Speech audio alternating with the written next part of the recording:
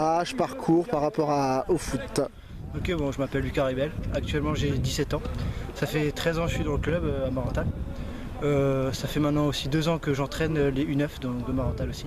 Alors moi je m'appelle Aurélien Gabel, je suis en terminale et je suis ici à Marental depuis 1 an et demi. Donc bon, j'ai fait un peu tous les clubs dans la région, Agno, Lougain, Chouaïcouz et là je termine mon parcours ici à Marental. Ah mais moi ça fait 3 ans que je suis ici. Hein. D'accord. Moi ça fait depuis que j'ai 7 ans environ. Et ça a commencé par ce coach là. D'accord. Voilà, et j'ai kiffé ici du coup. Je m'appelle Frédéric Ruez, je suis entraîneur des équipes de jeunes depuis une dizaine d'années. J'ai commencé en U7 et là en ce moment je m'occupe des U18A, c'est-à-dire l'équipe 2 des 18 de l'entente Marental Caltenouse. Moi Hugo Aubry, je suis en 2002, donc j'ai 16 ans et ça fait maintenant 7-8 ans que maintenant je fais du foot et que je suis gardien de but. D'accord.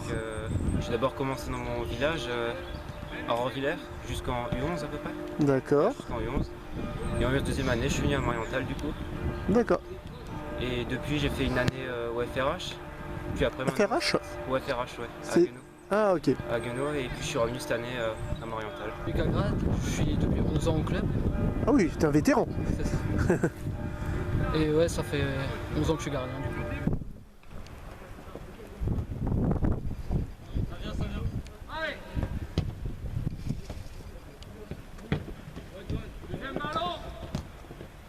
Pourquoi cette division en deux dans les équipes U18 pour des questions comme il y a beaucoup d'effectifs, c'est ça? Oui, c'est par rapport à l'effectif. On a de l'effectif pour composer 2 équipes et il y a 3 années qui jouent en U18, les 2003, 2002 et 2001. Donc ça fait beaucoup d'effectifs. Les meilleurs jouent en équipe première et ceux qui sont encore en phase plus d'apprentissage jouent en équipe 2. Ça va, c'est pas trop difficile de gérer 3 tranches d'âge comme ça? Non, arrivé à cet âge-là, de toute façon, il y en a qui grandissent plus vite que les autres, donc c'est pas impossible qu'un joueur plus jeune soit plus costaud ou plus musclé ou plus grand qu'un joueur qui a 1 an ou 2 ans de plus que lui. D'accord. Pour vous, quelle est la base d'un bon footballeur? Le mental ou le physique? Ou les deux? La base d'un bon footballeur, c'est l'état d'esprit déjà, en tout premier. Ensuite, c'est la technique et en U18, effectivement, la condition physique commence à devenir prépondérante. Quelles sont les valeurs qui vous sont importantes dans le foot? Déjà ce qui se perd beaucoup, je pense, c'est cette valeur de respect. On l'a de moins en moins et on le voit avec la génération, plus elle monte là, ces valeurs de respect elles se perdent un peu. Le respect par rapport à l'arbitre, le respect par rapport à l'adversaire. Je pense que c'est une image qui est véhiculée un peu par la télé, par tous les médias, tout ça. Hein. Donc devoir corriger ça, c'est au quotidien, c'est une gageure par moment. Et c'est un bonheur aussi parce que tu vois quand même que le dialogue est écouté. Tu seras jamais le papa, tu seras jamais le... Mais tu as un certain relais quand même éducatif, d'une certaine manière quand même, parce que si tu arrives à leur faire, à ce que ton équipe joue avec certaines valeurs tout de même, je pense que si tu arrives au moins à transmettre ça, c'est déjà pas mal. Donc le respect c'est le premier objectif, c'est ça pour vous? Le respect et aussi de leur apprendre à jouer au football. Bien sûr. C'est aussi là-bas. Évidemment. Et je pense que de jouer et d'avoir certaines valeurs, parce que bon voilà... C'est la génération internet, hein, moi j'appelle ça. Ils voient plein de choses, qui voient à la télé, des stars. Qui donnent pas forcément le bon exemple. Font faire la France ou le dos. Au moment ils le répercutent sur le terrain, et il faut être là pour aussi être des fois moralisateur, sans, ou les punir, les gronder peut-être pas, mais voilà, en tout cas leur apprendre que ça se fait pas quoi. Après t'as pas 100% de réussite, tu n'y arriveras jamais. C'est sûr. Quelles sont pour toi les bases d'un bon entraînement de foot?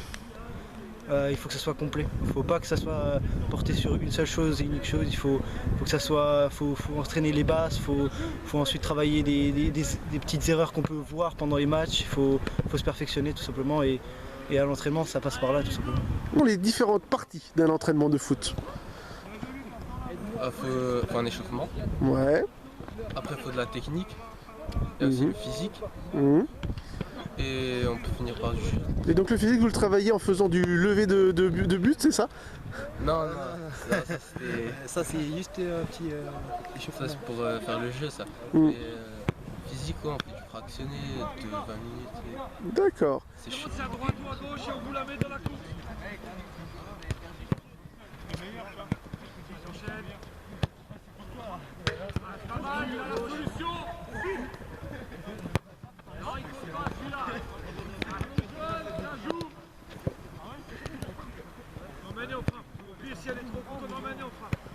Quels sont tes objectifs en tant que footballeur? Alors moi, m'imposer dans une équipe senior, si possible à un niveau élevé. Et oui, pouvoir un jour réaliser quelque chose de beau, par exemple en Coupe de France, dans ce club ou un autre, si possible. Voilà. Ça fait rêver quand on voit à la télé les petits poussés qui vont loin. Donc tu aimerais vraiment intégrer une grosse équipe, enfin une équipe ou bien... Oui, voilà, déjà une équipe où je me sens bien. Et voilà, si possible, jouer à un niveau assez élevé. Et voilà, réaliser quelque chose de beau, monter plusieurs divisions si possible. Mais avant tout aussi le bien-être au sein de l'équipe. M'épanouir en tant que joueur et progresser. Moi, grimper, hein, le plus haut possible serait le mieux. Hein. Ouais, le plus loin. Grimper jusqu'où? Jusqu'à la limite. Hein. Être le meilleur joueur du monde, on va dire. D'accord. Alors moi, l'objectif en tant que coach de l'équipe 2, c'est de faire progresser l'équipe 2 et les préparer à jouer l'année prochaine pour les premières années ou l'année prochaine pour les deuxièmes années ou dans 2 ans pour ceux qui sont un petit peu moins performants à jouer en équipe première. D'accord. En U18, donc l'équipe que Joël, mon collègue, encadre. Quelle est votre plus grande fierté de cette année? Comme l'a dit le coach, c'était la finale régionale futsal. Vous avez gagné contre qui? Contre une équipe du Rhin, c'était Volgensburg. D'accord. Et alors ça va, vous avez su garder la tête froide et rester humble après cette victoire? Oui, enfin, on a fêté ça comme il se doit, enfin, avec modération bien sûr.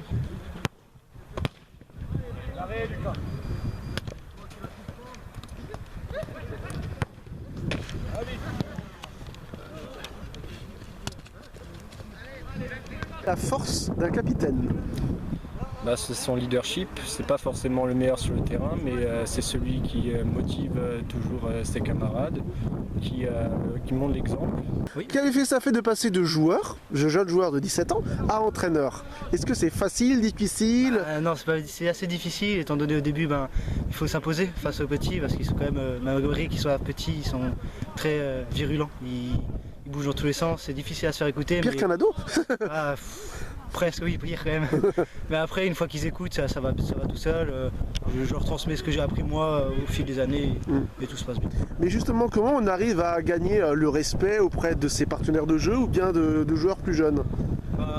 Tout simplement montrer l'exemple, se donner à fond, montrer qu'on connaît notre sujet et qu'on sait ce qu'on dit et on sait ce qu'on fait tout ça. Qu'un U9 ou U7, tu vas prouver que tu dis, enfin, digne peut-être pas, mais que tu peux les entraîner. Tout simplement, avec les entraînements qu'on propose, si l'entraînement est solide, si les activités sont sympas à faire, s'ils s'améliorent tout simplement, parce qu'ils le remarquent eux-mêmes. Au début, ils arrivent, ils sont un peu perdus, et quand ils s'entraînent, ils voient qu'ils s'améliorent tout simplement, et à ce moment-là, ils te font confiance et ils t'écoutent. Donc c'est sur la réussite, sur la durée, sur l'effort en fait. Ouais.